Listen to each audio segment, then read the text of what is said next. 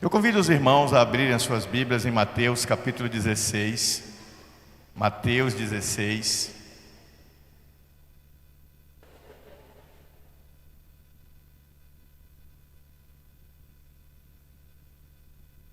Versículos 18 a 20. É uma mensagem dividida em duas partes. Hoje eu vou pregar a primeira parte desta mensagem. Mateus 16, versículo 18 a 20. Acharam? Ótimo. Diz assim a palavra de Deus: Da mesma forma eu te digo que tu és Pedro, e sobre esta pedra edificarei a minha igreja, e as portas do inferno não prevalecerão contra ela. Eu darei a ti as chaves do reino dos céus. O que ligares na terra haverá sido ligado nos céus, e o que desligares na terra haverá sido desligado nos céus. E então ordenou aos seus discípulos que a ninguém dissessem que ele era o Cristo. Que Deus abençoe sua palavra. Esse texto coaduna com o texto que diz: o reino de Deus é chegado, arrependei-vos e crede no Evangelho. A vinda de Jesus à terra é a consumação máxima do plano de Deus para trazer ao homem a redenção final. O homem havia se perdido de Deus, se distanciado dos seus propósitos, estava fora dos seus planos.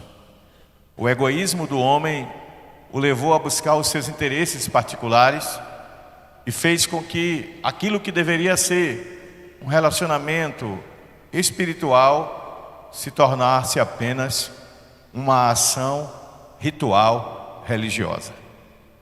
Não é muito diferente do que está acontecendo hoje. A palavra de Deus diz que nos últimos tempos nós veremos as pessoas agindo como nos tempos e nos dias de Noé, buscando os próprios interesses. E algumas dessas pessoas, para dar legitimidade ao que estão fazendo, elas se travestem.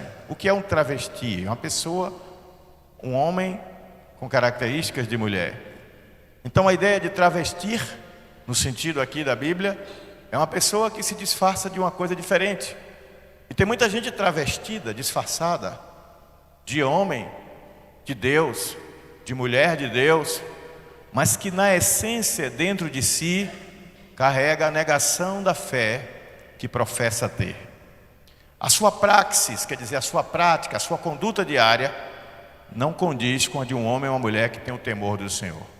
Porque quem tem o temor do Senhor, a sua vida é movida e regrada pelos princípios do reino. E quando a compreensão dos princípios do reino é distorcida, ela é baseada em materialidade e não em espiritualidade, as pessoas confundem religião com sucesso material.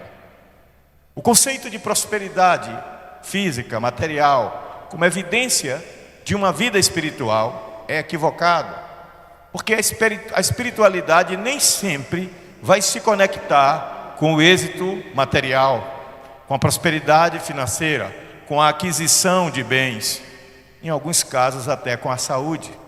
Há relatos bíblicos e extra-bíblicos ao longo da história de homens de Deus e mulheres de Deus fiéis ao Senhor, que passaram por dificuldades de natureza de saúde, passaram por dificuldades materiais, e nem por isso deixaram de ser homens e mulheres de Deus, tementes ao Senhor e cheios do seu Espírito. Então eu decidi pregar uma mensagem em série. Na semana que vem eu vou me aprofundar sobre o conceito de reino de Deus. Mas hoje, como introdução, eu quero colocar para vocês que anotam, que gostam de anotar, a igreja como a extensão do reino de Deus aqui na terra. Podem repetir comigo? A igreja como a extensão do reino de Deus aqui na terra. Deus estava nos céus, contemplou a terra e viu o homem pecador. E isso coaduna com a mensagem que eu preguei recentemente. Deus contemplou a necessidade do homem e traçou o plano de salvação, como eu preguei na minha última pregação. E Deus queria estabelecer o seu reino aqui. Mas o reino de Deus não é constituído de prédios, de edifícios. O reino de Deus não é constituído de coisas que o homem compra com dinheiro.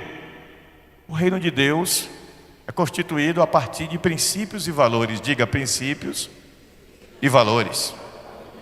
E então ele estabelece um novo chamado. Ele estabelece a igreja. Quando Abraão estava lá no bem bom, na sua cidade, onde hoje é o Iraque, naquele tempo não era o Iraque, ele estava numa cidade próspera que devia ter uns 250 mil habitantes. Ele era um homem rico, e Deus fez um chamado para que ele saísse da sua parentela para uma terra que eu mostraria. E ele foi. E a partir de Abraão, Deus estabeleceu um povo que é o povo de Israel, que deveria ser a nação sacerdotal, a nação que levaria o povo a Deus. Essa é a função do sacerdote, levar o povo a Deus. Mas no conceito do Novo Testamento, somos todos sacerdotes de nós mesmos. A visão sacerdotal do Novo Testamento, quando usamos o termo neotestamentário, estamos falando de Novo Testamento. A visão neotestamentária é que você é sacerdote de si mesmo. Você não precisa de um sacerdote para chegar a Deus. Você pode chegar a Deus em sua oração sozinho, invocando o santo e precioso nome de Jesus. Que privilégio, que bênção. Antes precisavam de um sacerdote, agora não mais. Eu e você temos acesso ao Pai pelo nome de Jesus. Ele é o sumo sacerdote que abriu as portas da comunicação, da conexão direta com o Pai. E então, posto isso, o Senhor fez esse chamado a Abraão, como eu citei na mensagem da semana passada, quando ele faz o chamado a Noé, para Noé fazer uma arca. Quando ele fez anteriormente o chamado a Adão, para viver em obediência e santidade, separado para Deus, em obediência à sua palavra. Mas vocês sabem que Adão escolheu a rebeldia, fazer a única coisa que fora proibida. Noé obedeceu e fez a arca, mas a sua geração se perverteu. Abraão estabelece uma nação a partir do seu filho, Isaque, mas Israel se perdeu, se tornou naquele tempo uma religião egocêntrica, voltada para si mesma. Não se tornou a religião que abençoaria os povos da terra. Você que está me ouvindo agora em casa, pela transmissão, você que está aqui, é chamada a ser bênção sobre as nações, a ser bênção sobre as pessoas. Hoje, com esse objeto aqui, comunicação virtual, você pode alcançar o mundo com a sua palavra. E Deus te chama para ser um abençoador. Mas muitos de nós ainda não entendemos que estamos no mundo para sermos abençoadores mais do que recebermos bênçãos. A concepção equivocada de materialidade, de prosperidade material, como sinal da presença de Deus, confunde a atitude e, portanto, a ação da igreja, que ao invés de buscar ser bênção, se preocupa em receber bênçãos. É por isso essa compreensão errada, equivocada, de que eu vou para a igreja para receber alguma coisa. Eu vim para a igreja para dar. Eu me reúno para dar. Dar o quê? A minha adoração, o meu louvor, expressar a minha gratidão. E lá fora eu saio também para dar. Dar o quê? O meu serviço. Porque o que Deus espera é que eu entre aqui para adorar e saia daqui para servir. Essa concepção está difícil de mudar na cabeça de muitas pessoas por uma teologia talvez bem intencionada, mas equivocada, que colocou o homem no centro do reino. O homem passou a ser a peça mais importante do reino. E isso aqui tem uma profundidade teológica muito forte, gente. Uma profundidade bíblica muito forte. O homem não é o centro, Cristo é o centro. Quando o homem é o centro, esta mensagem com o homem no centro é chamada antropocêntrica, porque antropo é homem. Mas quando Cristo ocupa o centro, ela é cristocêntrica, porque Cristo é o centro. E quando Cristo é o centro, Cristo é o principal, todas as nossas ações, elas gravitam em torno da pessoa de Cristo. Buscar a glória de Cristo passa a ser a coisa mais importante. Entender que a nossa relação com Cristo, ela não está limitada a essa existência terrena, mas ela se estende para a eternidade. Muda o nosso modo de entender as coisas, muda o modo de nos relacionarmos com as pessoas e com o mundo. O modo como nos relacionamos com o mundo e com as pessoas tem a ver com a maneira como compreendemos as coisas e as pessoas, a maneira como compreendemos a nós mesmos. Como é que você se concebe, se compreende, se vê? Isso é fundamental. para o entendimento de qual é o seu papel como igreja. Para muitos, ser igreja é vir ao culto dominicalmente, sentar aí, cantar louvores, ouvir a pregação, dar uma oferta e depois ir para casa. Isso é religiosidade. Deus quer mais do que isso. Deus quer que a vida dele impregnar a nossa vida de tal forma que passemos a ter o cheiro de Cristo. Imagina quando você abraça uma pessoa muito suada e o cheiro de suor daquela pessoa passa para você. E quando você anda no lugar, vê se você não tomou banho, não, é porque eu abracei uma pessoa que não tomou banho e que estava muito suada. Mas imagina quando você abraça uma pessoa muito perfumada, muito cheirosa. Você está cheiroso, é porque eu abracei uma pessoa muito cheirosa. Aquilo que nos impregna, aquilo que nos preenche, transborda em nós. E a Bíblia nos convida a espalharmos no mundo o cheiro de Cristo. Então a compreensão de quem nós somos enquanto igreja, ela nos induz a uma compreensão do que é o reino de Deus para nós e qual deve ser a nossa postura diante do reino. Em primeiro lugar, eu anotei algumas compreensões bem simples que você acha por aí do que é ser igreja. Primeiro, a explicação da origem da palavra, eclesia. É uma preposição, ek, e a palavra do verbo kalel. Ek tem o sentido de para fora, e kalel é chamar. Então, eu chamo, o termo em grego é eu chamo, porque o verbo no grego ele tem o sentido do verbo ativo, que está em atividade, em ação. Eu vejo, eu continuo vendo, eu falo, eu continuo falando. Então, eu chamo é a ideia de chamar, mas é um chamado que é contínuo, que não para, que não cessa. Então o Senhor está continuamente chamando a igreja a sair para fora. Sair para fora de quê? Do sistema desse mundo, da compreensão desse mundo, do sentir desse mundo, do pensar, do sentir e do agir deste mundo. Estamos no mundo, vai dizer a palavra, mas não somos do mundo. Jesus, na sua oração sacerdotal, no capítulo 17 do Evangelho de João, ele vai dizer que nós estamos no mundo, mas não somos do mundo. Somos forasteiros, vai dizer o apóstolo Pedro, na sua primeira epístola universal, que nós somos forasteiros, nós somos, diz Pedro, andarilhos aqui na terra. Ora, o que é um forasteiro e um andarilho? É alguém que não é daquele lugar. Quando você nasceu de novo, quando você aceitou Jesus como Salvador, você passou a ser cidadão dos céus. E quando você é cidadão dos céus, você defende os interesses do reino ao qual você pertence. Você é brasileiro do ponto de vista humano, mas do ponto de vista espiritual você é cidadão dos céus. Então, para ser cidadão dos céus, você tem que estudar a constituição desse país maravilhoso, o reino dos céus, que é a Bíblia Sagrada, e compreender quais são os deveres de um cidadão do reino dos céus. Mas as pessoas estão muito mais preocupadas em quais são os direitos de um cidadão do reino dos céus. Os deveres de um cidadão do reino dos céus implicam envolvimento com os princípios estabelecidos nesta Constituição de Deus, que é a sua palavra.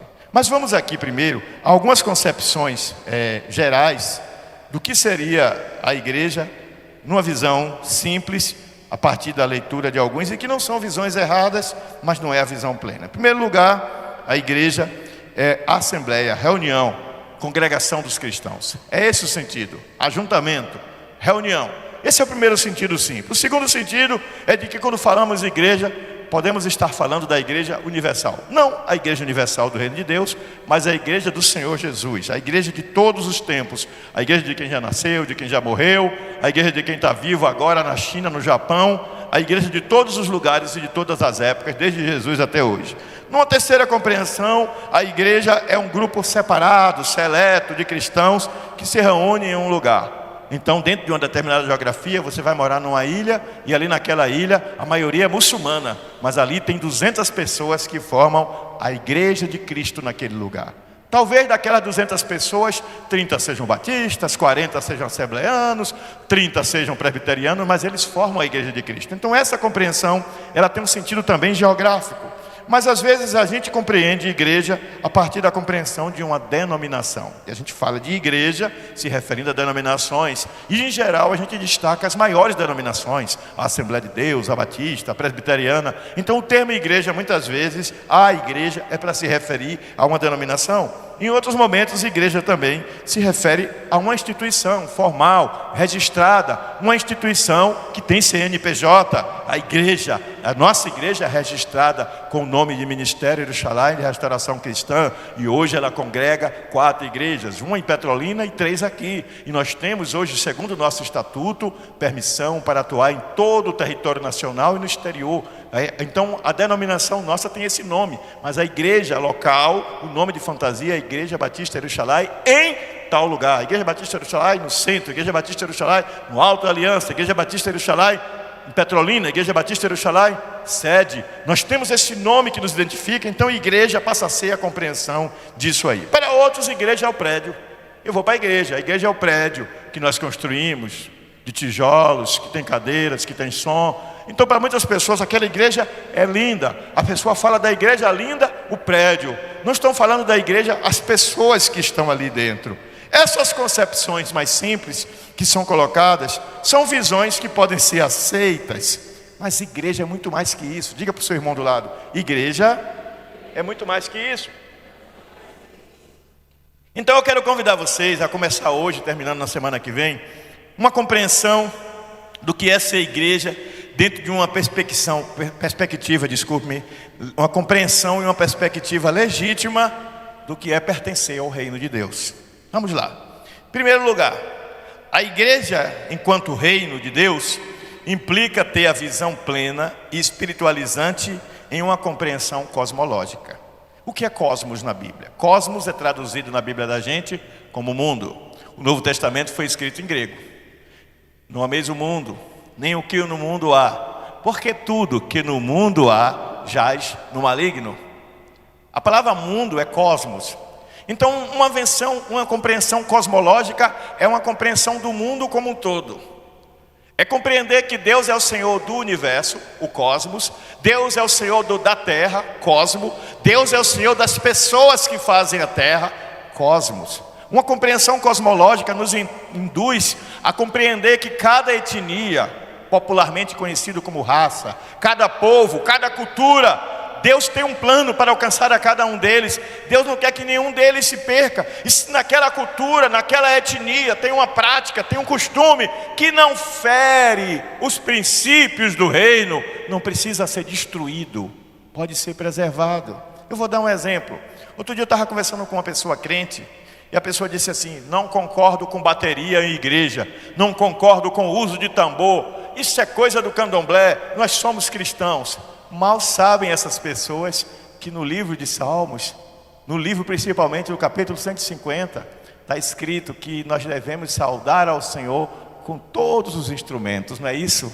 E mais que isso, diz que é para saudar ao Senhor também com danças. A compreensão da cultura a partir de uma visão do homem do século 21 que mora no Brasil, no Nordeste, em Juazeiro, não é a visão geral. A visão geral é a visão cosmológica. Então o reino de Deus é entender que Deus veio para todos. Tempos atrás eu preguei uma mensagem aqui sobre a igreja de mercado e a igreja da palavra. E eu mostrei que a igreja de mercado é a igreja que está preocupada em atender a um nicho para atrair e manter as pessoas. E que Deus, na verdade, quer alcançar a todos: preto, branco, amarelo, cor-de-rosa, laranja, rico, pobre, feios e bonitos. Deus quer alcançar a todos. E quando a gente compreende isso, nossa visão muda. Nós vamos entrar muito em breve num upgrade aqui na igreja no que diz respeito a missões. E Deus vai levantar aqui entre nós alguns missionários e missionárias. E Deus vai mandar esses missionários e missionárias ao campo. E eles vão plantar igrejas em outras cidades. E vocês vão ver o mover de Deus na vida da igreja. Quando vocês ouvirem dizer que a igreja que está em Paulistana está crescendo, a igreja que está lá no Crato, Juazeiro do Norte, está crescendo, a igreja que está em Recife está crescendo, porque Deus está chamando homens. Eu não vou me importar se só metade dos que estão aqui hoje ficarem na igreja local e a outra metade se tornarem missionários. Eu vou ficar feliz de saber que tem 30 ali, 40 acolá, 50 mais adiante. E quando a gente viajar, a gente vai ver que o reino de Deus está expandindo. Semente que vive sempre guardada apodrece, mas semente que é plantada se multiplica. E você é chamado para ser semente multiplicadora. Então a compreensão de reino de Deus passa por essa compreensão de qual é o nosso papel no mundo. Essa visão espiritualizante de uma compreensão do cosmos, do mundo como um todo. Jesus, quando andou aqui na terra, ele olhou as pessoas e ele ia ao encontro delas, não importando quem eram elas. A visão cosmológica de Jesus não incluía só os judeus, incluía os povos de fora. É por isso que Jesus olha para a mulher cananeia, que não era judia. E Jesus olha para ela com um olhar de misericórdia, quando ela diz: sim, Senhor, até os cachorrinhos comem das sobras que caem da mesa. É por isso que Jesus, quando conta a história para mostrar um homem agindo com bondade, ele não destaca um judeu, ele conta a história do samaritano. É por isso que quando Jesus cai pelo peso da cruz, não é um judeu de Jerusalém ou das redondezas que vai ajudar Jesus a carregar a cruz. É Simão de Cirene, um lugar distante. É Simão Cirineu que ajuda Jesus a carregar a cruz. Porque o Evangelho não veio para a nossa comunidade. O Evangelho não veio para o nosso nicho. O Evangelho não veio para nós. O Evangelho é para todos, que em todo lugar invoca o nome do Senhor e crê no nome do Senhor. Ah, pastor, eu já sei disso, sabe mesmo? Quantas vezes por dia? Vou melhorar. Por semana? Vou melhorar. Por mês? Vou melhorar. Por ano? Você ora por essas pessoas? Quantas vezes nas suas orações você lembra dos povos não alcançados? Nós vemos as notícias do que está acontecendo lá em Israel. A gente ora por Israel e a gente tem que orar mesmo. O Salmo 122, versículo 6 diz que devemos orar pela paz de Jerusalém, para que haja paz em seus muros e que prosperarão os que a amam. Mas o Senhor também manda orar por todos os povos da terra. Quantos estamos orando pelos muçulmanos? Para que eles conheçam a Cristo, para que eles conheçam o Rei dos Reis, o Senhor dos Senhores. Quantos estamos orando pelos cristãos que moram naquela região e que sofrem de todas as formas possíveis? Porque ele não é judeu e nem é muçulmano. Então a perseguição sobre ele é diferenciada. Quantos de nós temos orado pelos povos que vivem em países muçulmanos e que formam uma minoria cristã e que levanta de manhã sem saber se vai terminar o dia vivo? Quantos de nós temos orado pelos missionários que saíram de sua pátria para uma pátria distante, sem nem falar a língua direito, para passar dificuldades, para às vezes ter dificuldade até de receber a ajuda financeira que é enviada para sustentar eles? Alguns missionários se tornam lá trabalhadores naqueles países para poder ter uma renda, para poder se sustentar, saíram do conforto aqui de um bom emprego, de uma rede de proteção familiar e eclesial, de amigos, para um lugar desconhecido, para pessoas que ele sabe que o odeiam, que o despreza, mas foram por amor a Cristo levar a mensagem do Evangelho. A visão missionária da igreja precisa ser ressuscitada, porque é muito fácil querer crescer às custas do trabalho dos outros. É muito fácil querer crescer lançando a rede na igreja do vizinho. Mas Jesus está chamando essa igreja para ser uma igreja de uma visão ampla, uma visão cosmológica, uma visão que atravessa as fronteiras. E eu convido você a fazer parte desta igreja, porque o reino de Deus está se espalhando sobre a terra e essa igreja faz parte dessa visão. Eu vou fazer no ano que vem uma conferência de missões aqui na igreja e vou estimular bastante a questão do chamado missionário, porque eu sei que quando Deus está no negócio, Ele provê. Hoje talvez não tenhamos os recursos para bancar o envio de missionários aos campos, mas eu creio que se Deus está nesse negócio e Ele está, Ele vai fazer o milagre da multiplicação para que as finanças da igreja possibilitem nós enviarmos missionários aos campos. E não por vaidade, para batermos no peito e dizermos: nossa igreja tem missionários, não, mas para prostrarmos o joelho em terra e dizermos: obrigado, Senhor, porque o Senhor está nos dando meios e condições de cumprir a tua obra. E o chamado de Deus vem junto com a provisão. Diga: o chamado vem com a provisão.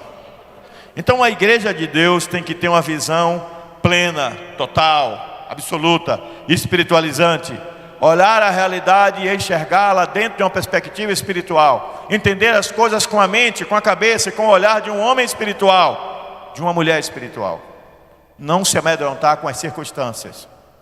Vocês sabiam, olhem para mim, vocês sabiam que o mundo nunca esteve tão perto de ser totalmente evangelizado quanto na 6ª década depois de Cristo? Por volta do ano 64, por exemplo, a maior parte do mundo conhecido já estava evangelizada em boa parte. Aí começou a perseguição aos cristãos, a matança dos cristãos. Muitos desistiram da fé, porque não era uma fé genuína, não era uma fé enraizada.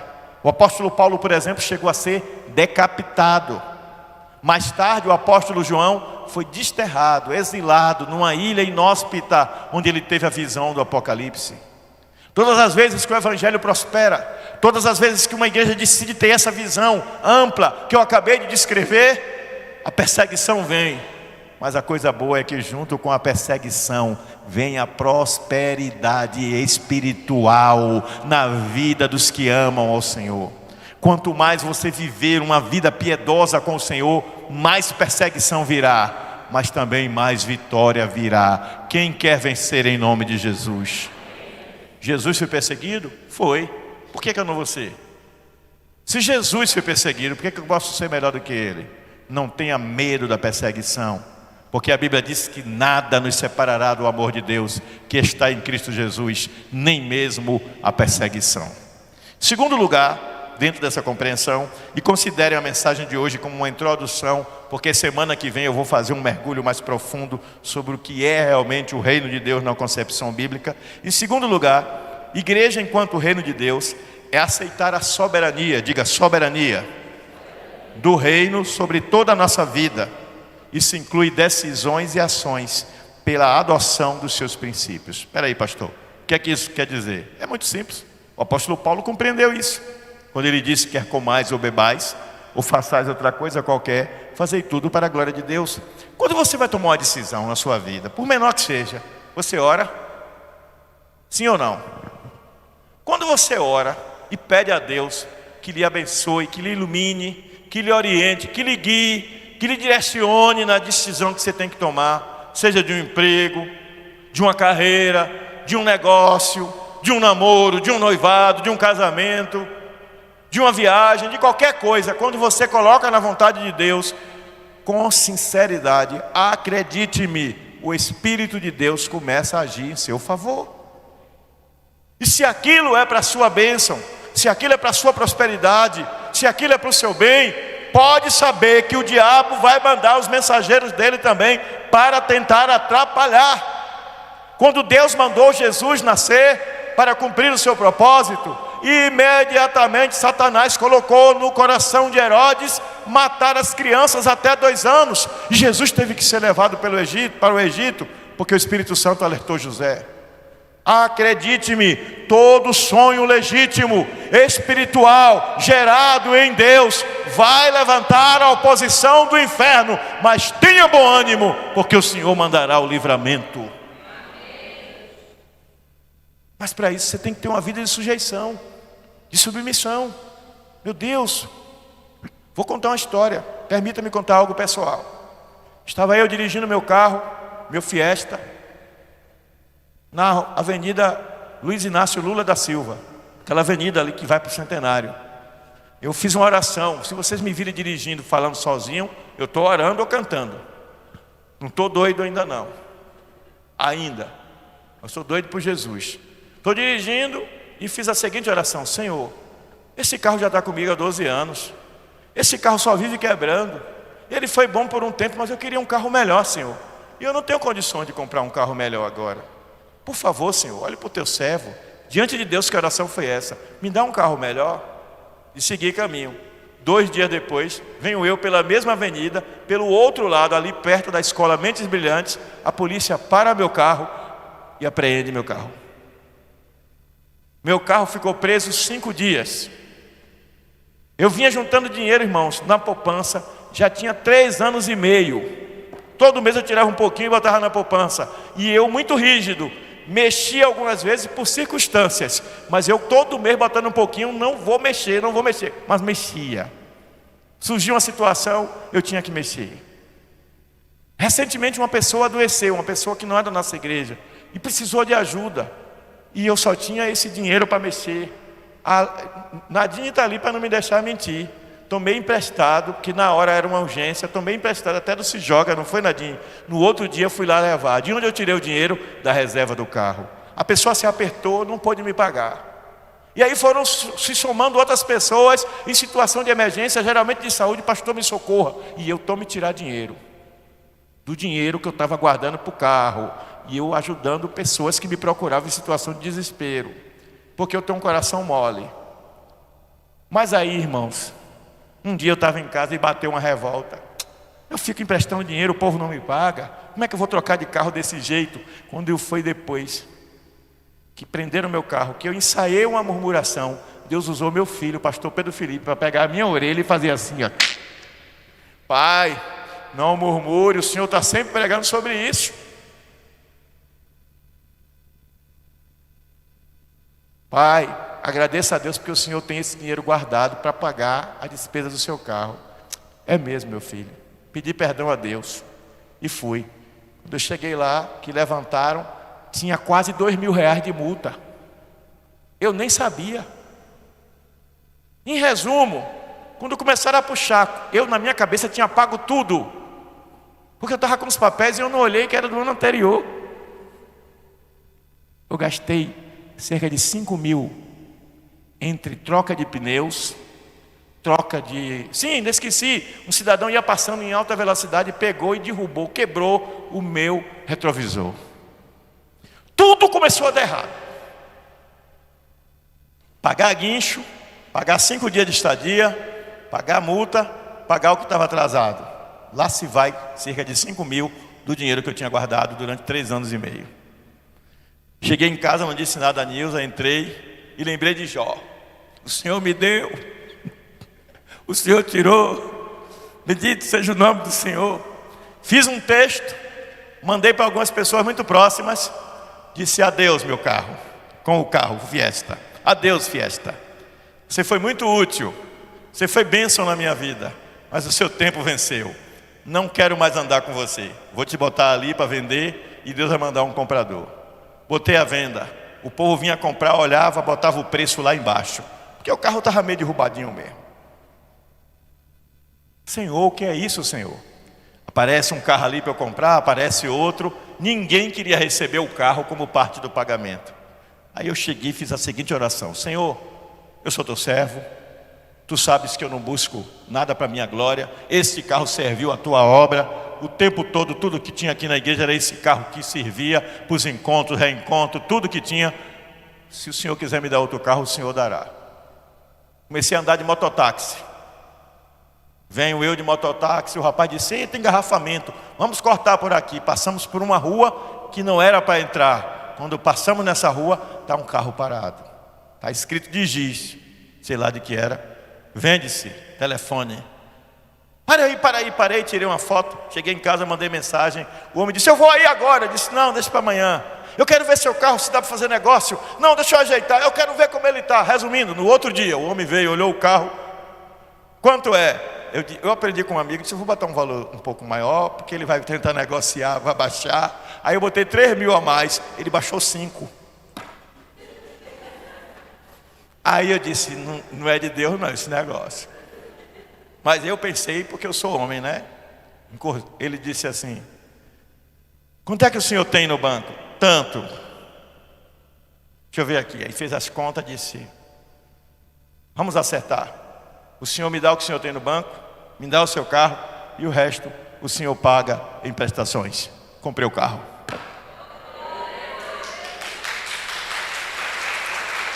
E não parou aí não.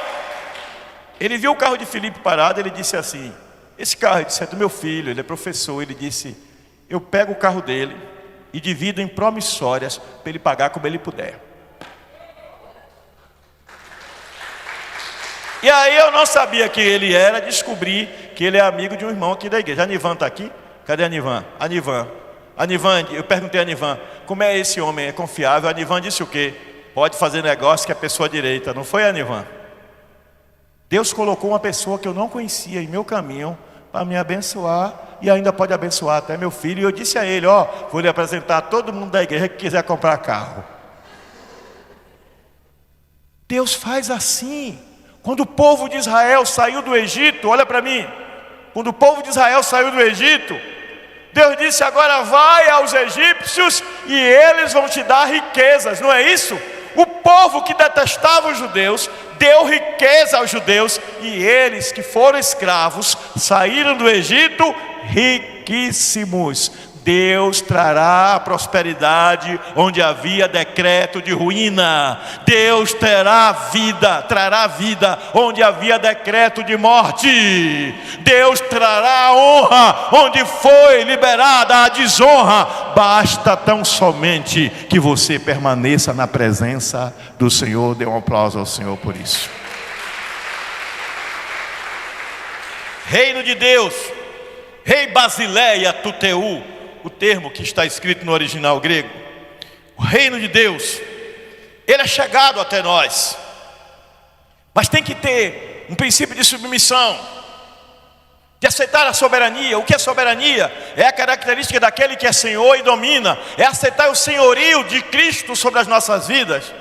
É quer comais ou bebais ou façais outra coisa qualquer, fazer somente na direção do Senhor. E se o Senhor não quiser? Eu gostava de uma moça, conheci uma moça, por carta, comecei a namorar por carta. Eu tinha 19 anos, namorava por carta, mandei uma foto minha, naquele tempo não tinha Photoshop.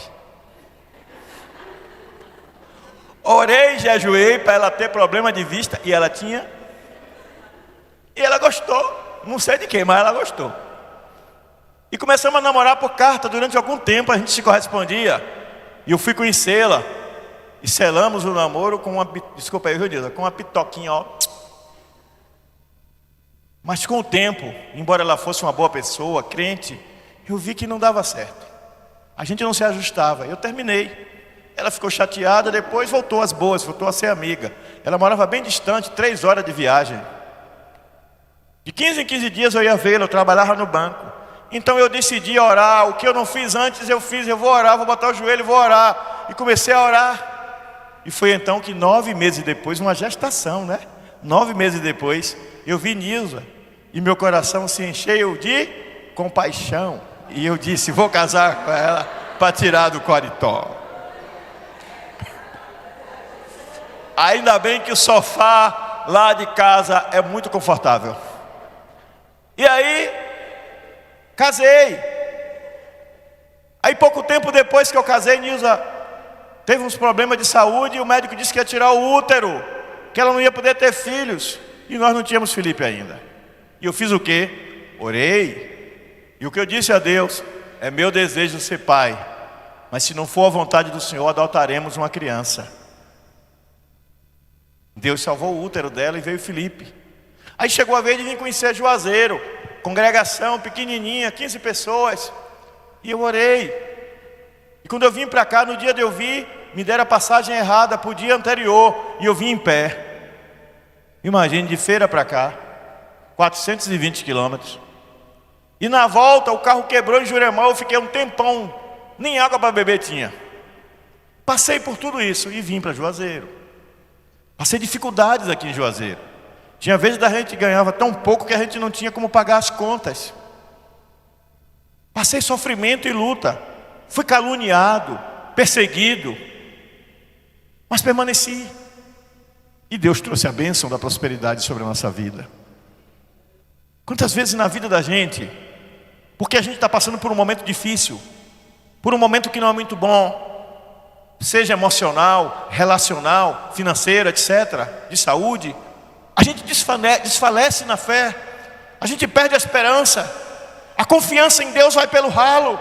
É como se Deus não fosse nada para a gente. Ele é uma coisa descartável, e Ele não é uma coisa, Ele é um Espírito vivo, Ele é o Deus vivo, que quer agir em nós, e que em meio a dificuldades Ele diz, filho meu, filha minha, não temas, Não temas, eu sou o Senhor teu Deus, que estendo a minha mão direita sobre você e libero a bênção.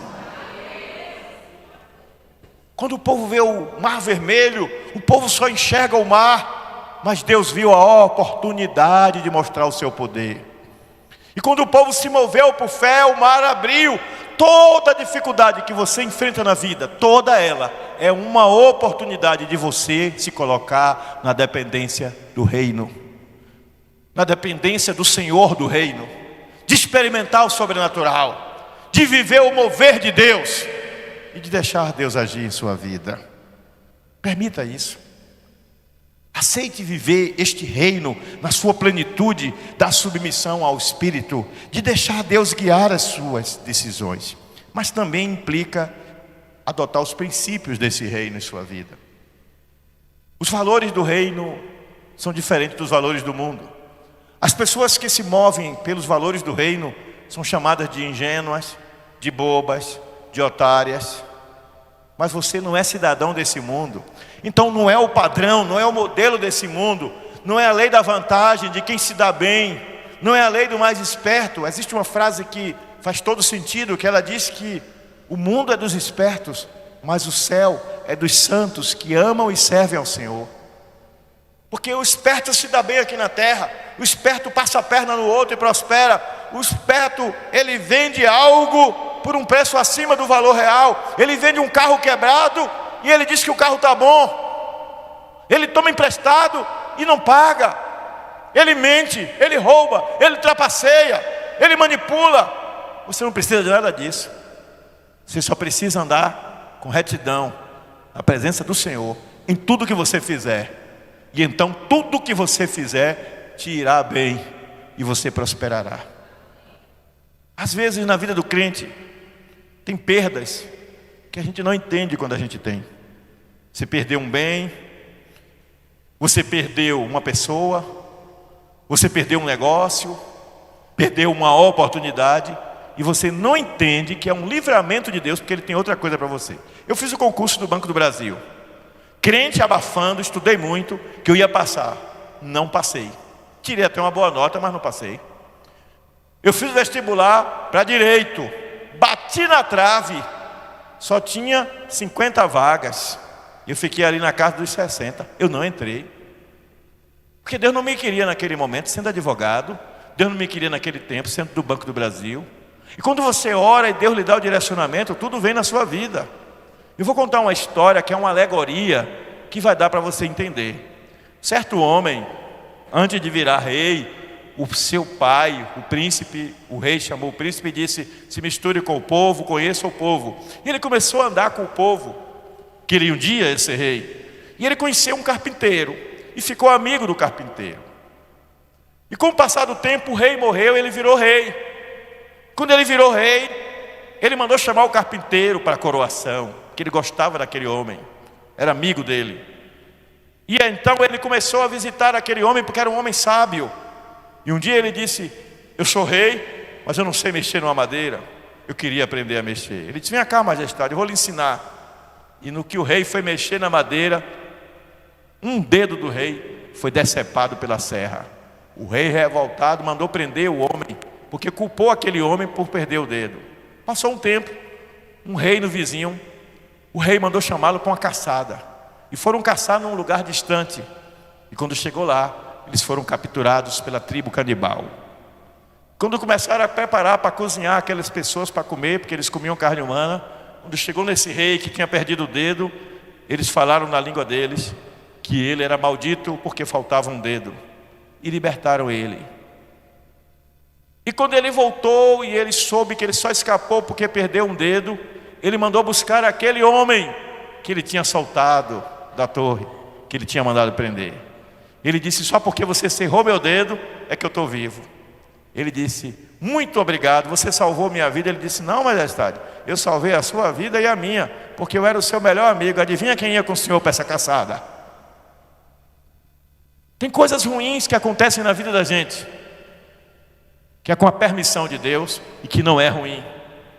José foi vendido como escravo porque era a única forma dele entrar no Egito. para depois ele virar o vice-rei do Egito.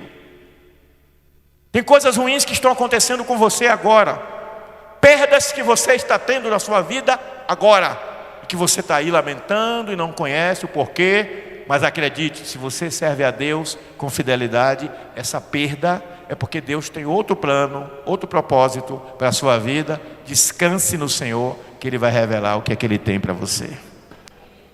Eu terminei aquele namoro porque Deus queria que fosse Nilson na minha vida. Você perdeu um negócio porque Deus queria outro negócio na sua vida. Você não passou naquele Enem ou vestibular, a nota que você queria, porque Deus tinha outro plano para a sua vida. Você faliu porque Deus queria abrir uma outra porta para a sua vida. A gente não entende o porquê das coisas, mas há uma coisa que a gente entende: a soberania de Deus. E soberania significa que Ele está no controle de todas as coisas. E quando nos colocamos debaixo da potente mão de Deus, diz a Bíblia, Ele a seu tempo nos exalta. Compreensão de reino implica compreender soberania, senhorio, domínio, controle, comando de Deus, segundo a sua vontade em nossa vida. Quem recebe essa palavra? Glória a Deus. Mas não ficamos aí, vamos além. A igreja também, como reino de Deus, proclama a vitória da luz sobre as trevas espirituais do mundo. Nós vivemos num mundo cada dia mais distante da luz. Jesus disse: eu sou a luz do mundo. Então um mundo que se distancia da luz é um mundo que se distancia de Cristo, distancia da mensagem de Cristo.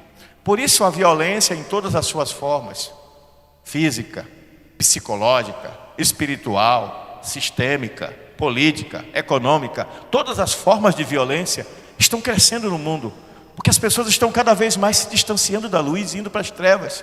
Mas eu e você somos proclamadores dessa luz. Como, pastor? Porque essa luz é Jesus, e Jesus está em mim e em você. Então quando você chega em um lugar, está ouvindo, Claudinho? A luz que está em você, ela brilha. Brilha como, pastor? Brilha através das suas ações e das suas palavras. Entendeu, Lohan? Quando você está num lugar e você é luz, você está ali no restaurante, e chega lá uma pessoa e você começa a falar: hello, how are you? Aí você começa a falar com ele em inglês. Só vou falar isso aí que eu não sei falar mais nada. Aí você começa a falar com ele e ele olha para você. Você falou as palavras que qualquer um falaria, mas ele olha para você e ele vê o brilho de Cristo. Ele diz: esse rapaz é diferente. Por quê? Não sei. Tem uma coisa nele diferente. E normalmente as pessoas perguntam: você é crente, não é? Aí você diz: pela misericórdia de Deus eu sirvo ao Deus vivo. Eu logo vi, tinha uma coisa diferente em você. E aí as pessoas em geral dizem assim: você tem uma luz. Não é assim? Você tem uma luz. Brilha uma luz em você. Você passa paz. Como é bom falar com você. É porque você é o bonzão? É porque você é um ser evoluído? Não. É porque dentro de você brilha a luz que ilumina a todo homem. E esta luz quer brilhar através de você, para iluminar as pessoas, para trazer esperança onde só existe desespero, para trazer a luz de Deus onde só existe a treva do pecado. Ser reino de Deus implica compreender que o nosso papel neste mundo não é de gritar, não é de criar alvoroço. Alvoroço muitas vezes só distrai a pessoa, mas é dar a palavra da sabedoria na hora certa, com um olhar firme de quem tem a confiança do Senhor, de quem teme ao Senhor, porque o temor do Senhor é o princípio, é o começo da sabedoria. É você ter aquela colega sua que está em desespero, porque o seu marido foi embora, e ela está pensando em tirar a própria vida, porque a vida daquela mulher se resumia ao seu marido, o mundo daquela mulher se resumia ao seu marido. E você diz para ela: nem tudo está perdido. Se Deus quiser trazer esse marido de volta, Ele trará. E se Deus não trouxer, coisa melhor Ele tem para você. E você aproveita uma situação de caos, uma situação de perda, uma situação de tragédia, uma situação de trevas, e você começa a resplandecer a luz que está em você. E aquela pessoa que estava pensando em dar fim à própria vida, que achou que o mundo acabou, de repente, através dessa tragédia, dessas trevas que ela se envolveu, ela conhece a verdadeira luz que liberta todo homem. E Deus usa você para ser bênção. Eu vou lhe dar um exemplo. Do Ciclede está aqui hoje. O Washington Wagner estão aqui. Está ali. Fica em pé, Wagner. Aquele menino lá atrás, ó, que está em pé de camisa vermelha. Olha lá atrás, ó, lá no canto. Olha lá. Pode sentar, Wagner. Wagner foi acusado de matar uma pessoa, sendo que ele não matou ninguém. Prenderam ele. Prenderam meu irmão. Aí Deus levantou o pastor Gênesis, que era oficial da polícia, que foi lá defender ele, mas ainda tinha que provar a inocência dele. E a igreja começou a entrar em oração. Ele não era convertido ainda. Era desviado, era afastado, né? Ele foi da Assembleia quando era mais jovem e se afastou. E aí o verdadeiro assassino apareceu. Agora, por que ele foi acusado? Porque ele deu uma carona para a pessoa que morreu. A moça que morreu era ex-noiva do rapaz que a matou. Mas disseram que foi o Washington porque ele tinha dado uma carona. Uma tragédia na vida desse rapaz. Uma vergonha. Mas quando você busca Deus, o que era tragédia se transforma em bênção. E o Washington foi inocentado, o nome dele foi limpo, o verdadeiro assassino foi preso. E o Washington voltou para Jesus, o Ciclede aceitou a Jesus. Eles se casaram, tive o privilégio de fazer o casamento deles. E começaram a tentar ter filhos durante 17 anos. Fizeram de tudo humanamente. Fizeram até inseminação, não foi, meu irmão? Chegou a fazer? Chega. Ia fazer inseminação. Aí, adotaram a criança. Enquanto esperava, ela engravidou. Aí o que era para ser nenhum, virou 2. E eu quero liberar essa palavra de bênção sobre todos que estão aqui essa noite. Virá em porção dobrada. Vai ter um bocado de gêmeos nascendo aqui na igreja. Eu posso profetizar isso porque a fonte lá de casa já secou, então não pega mais. Apesar de que tem um milagre de Sara, né? Mas então, o que era desonra na vida do irmão Washington Wagner virou bênção. O que era tragédia virou êxito. O que era fracasso e ruína se transformou em vitória. E o que era trevas se transformou em luz. Reino de Deus muda histórias. Reino de Deus muda a realidade. Reino de Deus muda as circunstâncias. Quer ser bem sucedido? Psiu. Olhem para mim. Quer ser bem sucedido? Quer ter vitória na sua vida pessoal, emocional, relacional, financeira, etc.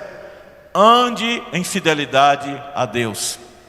Alinhe a sua vida com Deus. Primeiro lugar, buscai primeiro o reino de Deus e a sua justiça, e as demais coisas vos serão acrescentadas. É princípio bíblico, é batata, não tem como errar. Ande em fidelidade. Ah, mas eu já ando em fidelidade há um tempo. Tenha fé. Continue ajustando a sua vida, porque Deus não é homem para que minta. A palavra de Deus vai se cumprir na sua vida.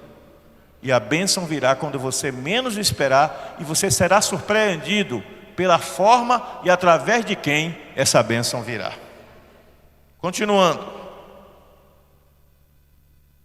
Reino de Deus, enquanto igreja, enquanto reino de Deus, também profetiza a vinda do rei para governar sobre todos que nele creem. A igreja vive a esperança da parousia. O que é parousia, pastor? Que palavra foi essa? Parousia é o termo para a volta gloriosa de Jesus. A volta de Jesus para buscar a sua igreja é chamada de a parousia de Jesus. A gloriosa volta de Jesus vai se dar num dia como hoje, um dia comum. As pessoas não vão estar esperando, mas Jesus vai aparecer no esplendor da sua glória. Ele vai estabelecer o seu reino, e Ele vai trazer a vitória sobre a sua igreja. A igreja proclama que Jesus vai voltar para arrebatar uma igreja de pessoas que se arrependeram dos seus pecados e aceitaram a Ele como Salvador, e que viveram em submissão à autoridade, à soberania dEle, o que eu acabei de falar, e que por causa disso essa igreja será poupada pela sua fé, pela sua submissão, pela sua obediência ao Messias Jesus Cristo.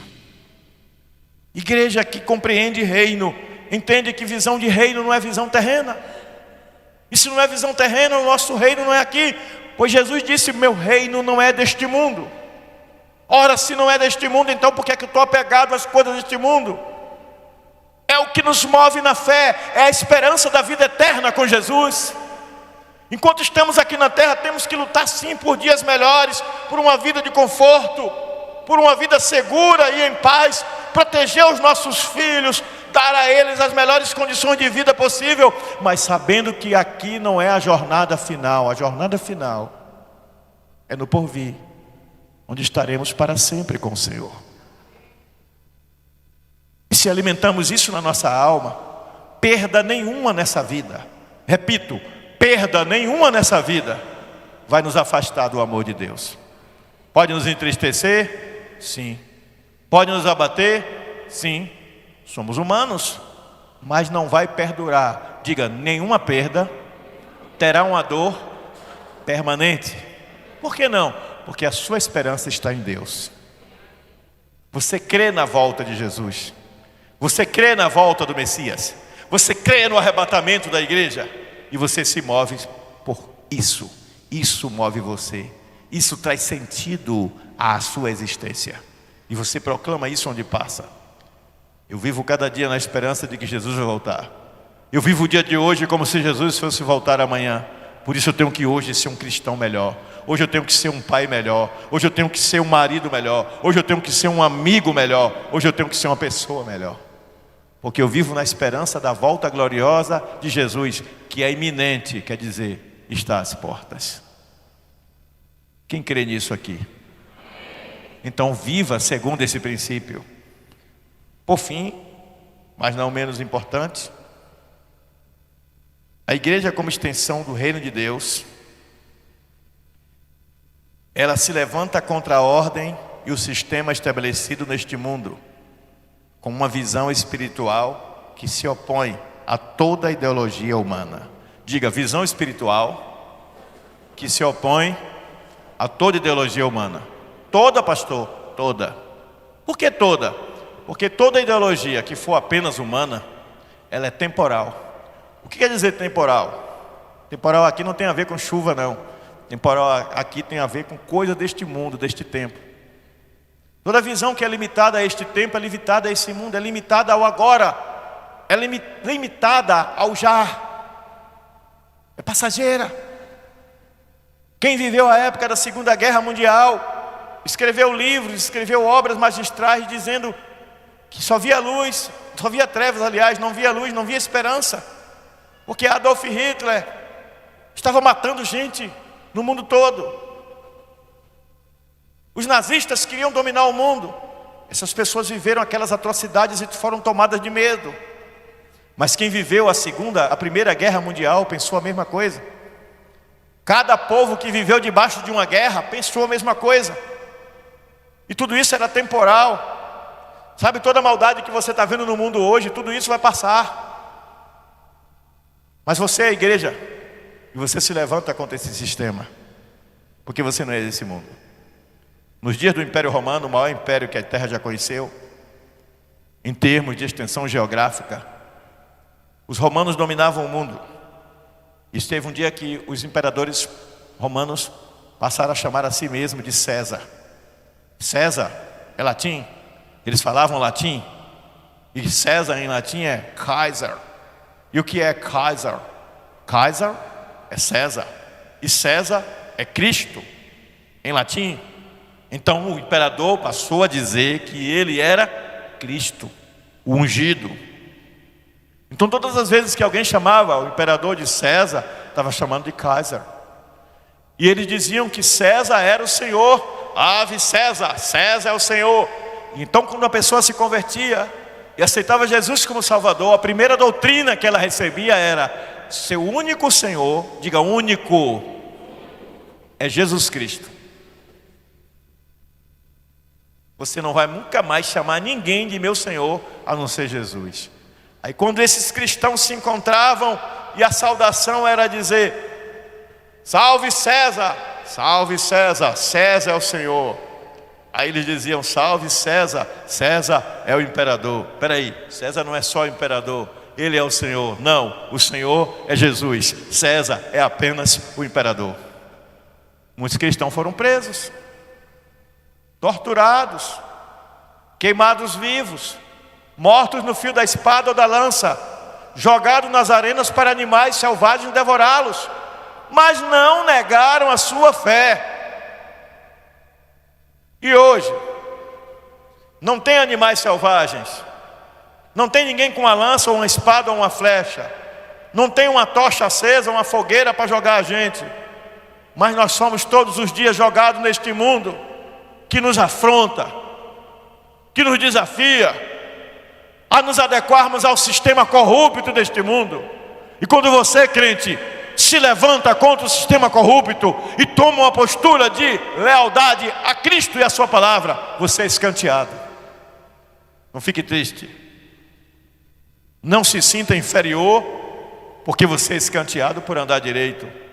Não se sinta inferior, moça, independentemente de você ter tido ou não uma experiência sexual antes de conhecer a Jesus.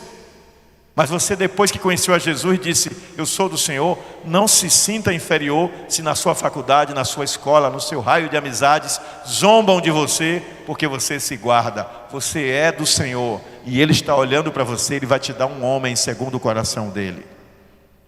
Não se sinta inferior, homem, se você tem uma postura igual de se guardar e dizem que você não é homem, zombam de sua masculinidade. Eu fui chamado disso o tempo todo. Não se preocupe, o que importa é o teu coração. E a Bíblia diz que se o teu coração não te condena, maior é Deus. Não se abale, você que faz negócios às vezes até com prejuízo ou com um lucro menor, porque você é honesto. Você vai vender um carro e você diz: esse carro está 100% bom. Esse carro bateu o motor, eu tive que fazer o motor, eu sofri um acidente, esse carro está amassado. E você diz tudo que tem naquele carro, você não esconde nada. E o camarada abaixa o preço do carro porque você falou tudo. Você não mentiu e nem omitiu, você não enganou. E alguém diz: mas você é otário, né? Você tinha a dizer que o carro não tinha nada, que era para você fazer um bom negócio. Eu acabei de dar meu testemunho, eu não escondi nada do rapaz. E Deus me honrou. Mas quando você quer entrar na lei deste mundo, no sistema deste mundo, da vantagem, do se dar bem, do ser esperto, da corrupção, e existe a grande corrupção, que é aquela que a gente fala que os grandes poderosos praticam, e existe a pequena corrupção. Eu estava no banco essa semana, esperando para tirar o dinheiro, para justamente poder pagar o rapaz. Do meu lado tinha uma moça. Aí uma pessoa conhecida disse: ei, já resolvi meu problema aqui, não preciso mais da senha não, tome a senha. E me deu uma senha. Quando eu olhei para a moça do lado, eu estava 2 senhas, a dela era 7,5, e a senha que me deram era 7,3. Eu ia entrar primeiro do que ela. Eu estava conversando com ela e com outras pessoas. Eu disse: vocês estão aqui há muito tempo? Aí disse: está muito devagar. Ela disse: eu já estou aqui há quase 40 minutos. Ela estava lá há 40 minutos. Quando chegou na minha vez, que apareceu o meu número, eu disse: ei moça, vá a senhora, que a senhora já estava aqui, me dê a sua. Ela me olhou assim: obrigada. Só disse isso assim, meio assustada. Foi e entrou. Eu me senti tão bem de fazer aquilo. Eu estava na fila do banco e uma irmã evangélica que trabalha no Banco do Brasil me viu. Ela fez: pastor, vem cá. Aí eu fui, ela disse assim: é o que o senhor quer? Eu disse: não, eu vou fazer um pagamento aqui. Ela disse: bora, me dê aí. Eu disse: não, tem mais de 10 pessoas na minha frente, eu espero. Aí ela deu risada e disse assim: só o pastor Teobaldo mesmo. Tá bom, pastor, desculpe, eu voltei para a fila. Eu seria desonesto com aquelas 10 pessoas que estavam ali. Se eu tivesse uma situação de emergência, eu diria: pessoal, pelo amor de Deus, tenham compreensão, é uma emergência. Eu diria isso. Seja transparente.